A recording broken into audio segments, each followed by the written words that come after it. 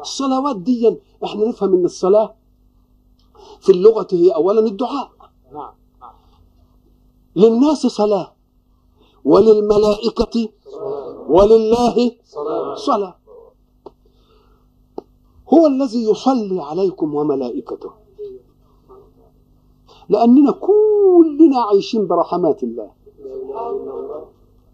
الكافر عايش برحمة الله في الأرض، واخد أسبابه برحمة الله، واخد نعم الوجود برحمة الله.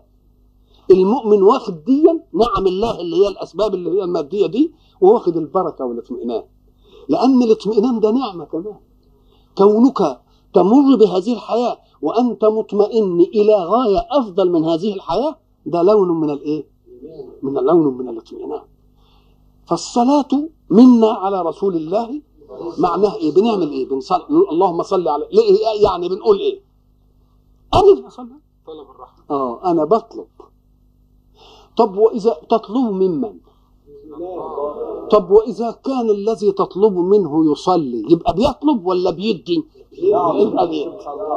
يبقى الصلاة من الله عطاء البركة والرحمة، والصلاة من الملائكة استغفار، والصلاة من المؤمنين دعاء.